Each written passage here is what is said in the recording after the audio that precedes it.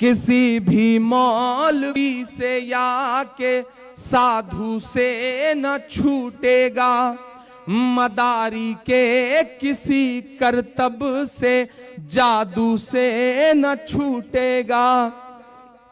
सफाई कर रहे हो तो जरा दामन की भी कर लो। अब खुले यहां से वहां तक हाथ अगले मिसरे पे। सफाई कर रहे हो तो जरा दामन की भी कर लो। हमारे खून का धब्बा है झाड़ू से न छूटेगा। हमारे खून का धब्बा है झाड़ू से न छूटेगा। बहुत शुक्रिया, बहुत मोहब्बतें।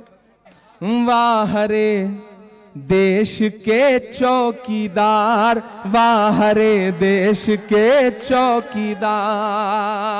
इतनी कमजोर तालियों में नहीं पढ़ा जाएगा। लगे कि सुन रहे हैं आप? भुसावल यहां से जो उठती है आवाज वो पूरे देश तक गूंजती है। आप अपने आप को पहचानो। मैं ये जो नई नस्लों के चेहरों पर मायूसी देख रहा हूं, इन्हें बताऊं कि मायूसी कुफ्र है।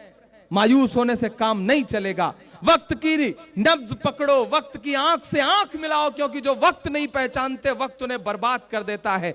जिन अंग्रेजों की हुकूमत में कभी सूरज नहीं डूबता था, वो वक्त नहीं पहचान सके तो आज उनके राजाओं के कपड़े बैंड बाजे वाले पहनते हैं। आपको समझना पड़ेगा इस बात को। मेरी नई नस्लों, वाह रे देश के चौकीदार, वाह रे देश के चौकीदार। भाइयों बहनों, आप प्रधानमंत्री नहीं चुन रहे हैं, आप चौकीदार चुन रहे हैं। मेरे हाथ में इस देश की तिजोरी की चाबी दे दीजिए, मैं देखिए कैसे चौकीदारी करता हूं। मैं उन्हीं के नाम ये नज्म पढ़ रहा हूं कि वाह रे देश के चौकीदार, वाह रे देश के चौकीदार। विजय माल्या नाक के नीचे से हो गया फरार, वाह रे देश के चौकीदार, वाह रे देश के चौकीदार। के देश चलाना चाय बनाने जैसा काम नहीं है। मैं तो आजकल एक मुहिम से लगा हुआ हूं नसीम भाई। मैं किसी भी ढाबे पे किसी बच्चे को चाय सर्व करते हुए देखता हूं तो मैं उसे अपने पास बुलाता हूं और उससे कहता हूं भैया पैसे ले, तू स्कूल चला जा। मैं नहीं चाहता कि तू आगे चल करके इस देश का भविष्य खराब करे। कि देश चलाना चाय बनाने जैसा काम नहीं है। अच्छा, कितनी साजिश के साथ नई नस्लों के हाथ में सोशल मीडिया का ऐसा शिगुफा थमा दिया कि नई नस्ल ऐसी उलझी। सुबह शाम व्हाट्सएप यूनिवर्सिटी से ऐसा कचरा परोसा जाता है झूठ का, हिंदू मुसलमानों को आपस में लड़ाने का, कि एक पूरी नस्ल है जो उसमें गुमराह है। और पिछले दिनों एक बेटे ने अपने पिताजी से कहा कि पिताजी आपको पता है मेरी फेसबुक पर 15 फेक आईडी है। तो बाप ने कहा अरे 15 फेक आईडी का क्या करते हो? तो बोला मैं मोदी जी का बहुत भक्त हूं, जो भी मोदी जी के बारे में कहीं कुछ इधर उधर लिखता है मैं अलग अलग फेक आईडी से उसे गाली देता हूं। तो बाप ने कहा ये बात तुम मुझे क्यों बता रहे हो? तो उसने कहा वो जो आप कोमल भाभी नाम की एक आईडी से चैट करते हैं दरअसल वो मैं ही हूं। ये हालत है, ये करके रख दिया है सोशल मीडिया के जरिए। और सोशल मीडिया भी ऐसा है, एक पड़ोसन जो है वो अपने सहेली से भड़की हुई थी, बोली सोशल मीडिया ने व्हाट्सएप ने मेरा जीना दूभर कर दिया। बोली क्या हुआ? बोली मेरे बच्चे को स्कूल नहीं जाने दे रहा ये व्हाट्सएप। बोली ऐसा कैसे? बोले कुछ नहीं, 15 दिन पहले स्कूल जा रहा था तो स्कूल पहुंचने में उसको देर हुई तो मेरे पति घबरा गए, तो उन्होंने उसकी फोटो जो है एक व्हाट्सएप ग्रुप में भेज के कहा कि ये बच्चा गायब है, जिसे मिल जाए उसे घर पहुंचा दे। अगले 15 दिन के बाद जब भी वो स्कूल से निकलता है किसी ना किसी को मिल जाता है और वो ला करके उसे घर छोड़ देते हैं। 15 दिन से स्कूल ही नहीं जा पा रहा है। तो ये माहौल बना करके इस तरह का प्रोपेगेंडा फैला करके सोशल मीडिया के जरिए जहनों में कचरा भरा है उन्होंने कि देश चलाना चाय बनाने जैसा काम नहीं है, नफरत वाली राय बनाने जैसा काम नहीं है। एक किसान ना कर्ज चुकाए तो फांसी का फंदा। मैं जिस महाराष्ट्र में खड़ा हूं वहां एक साल में 3539 किसानों ने पिछले साल खुदकुशी करी थी साहब। मैं ऐसी सरजमीन पे खड़ा हूं कि एक किसान ना कर्ज चुकाए तो फांसी का फंदा, और मालिया लंदन घूमे बाहर तेरा धंधा, और मालिया लंदन घूमे बाहर तेरा धंधा। जिसे जेल में होना था वो घूम रहा लंदन है, राष्ट्रभक्त सब चुप बैठे हैं, अजब दोगलापन है। जो ये बातें कह दे वो हो जाएगा गद्दार। वाह रे देश के चौकीदार, वाह रे देश के चौकीदार। एक के बदले 10 सर लेकर के आऊंगा, क्या नारा दिया था साहब। लेकिन मैं यहां खड़ा हूं कि बस एक मिसरे में उनके इस तमाम नारे की, उनके तमाम दावे की पोल खोलते हुए ये एक मिसरा पढ़ता हूं, भुसावल मुझे सुन के बता देगा। वाह रे देश के चौकीदार, वाह रे देश के चौकीदार। और इन पंक्तियों पे इधर वालों की ज्यादा दाद मांगता हूं। वाह रे देश के चौकीदार, वाह रे देश के चौकीदार। तुमसे ज्यादा असरदार था, तुमसे ज्यादा असरदार था वो पिछला सरदार। वाह रे देश के चौकीदार, वाह रे देश के चौकीदार, देश के चौकीदार, वाह रे देश के चौकीदार। मुझको जालिम का तरफदार नहीं लिख सकते, कम से कम वो मुझे लाचार नहीं लिख सकते। जहां हथेली पे लिए बोल रहा हूं जो सच, उसको इस देश के अखबार नहीं लिख सकते, उसको इस देश के अखबार नहीं लिख सकते। मैं पढ़ता हूं और आपसे दुआएं मांगता हूं साहब।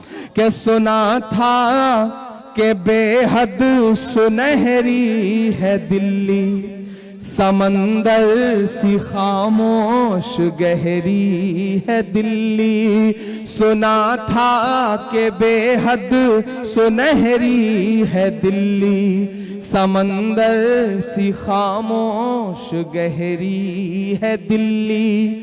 मगर एक माँ की सदा सुन न पाए तो लगता है गूंगी है बहरी है दिल्ली। ये मेरी जिंदगी का बहुत अजीब लम्हा है जब मैं पढ़ रहा हूं और मेरे सामने बैठे हुए हजारों की तादाद में लोगों की लब जुम्बिश करते हुए मेरी नज्म याद है और वो गुनगुना रहे हैं। शायद मेरी जिंदगी का सबसे खूबसूरत लम्हा है। मैं पढ़ता हूं साहब। मगर एक माँ की सदा सुन न पाए तो लगता है गूंगी है बहरी है दिल्ली। वो आंखों में अश्कों का दरिया समेटे, वो उम्मीद का एक नजरिया समेटे। यहाँ कह रही है वहाँ कह रही है, तड़प कर ये माँ कह रही है। नहीं पूछता है कोई हाल मेरा, कोई ला के दे दे मुझे लाल मेरा, कोई ला के दे दे मुझे लाल मेरा, कोई ला के दे दे मुझे लाल मेरा।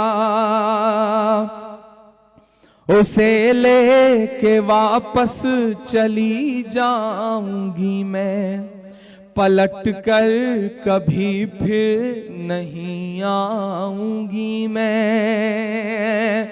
हमारे देश के प्रधानमंत्री महोदय अपने भाषणों में और लाल किले की प्राचीरों से ये कहते हैं कि हम ट्रिपल तलाक पर मुस्लिम बहनों को उनका हक दिलाना चाहते हैं।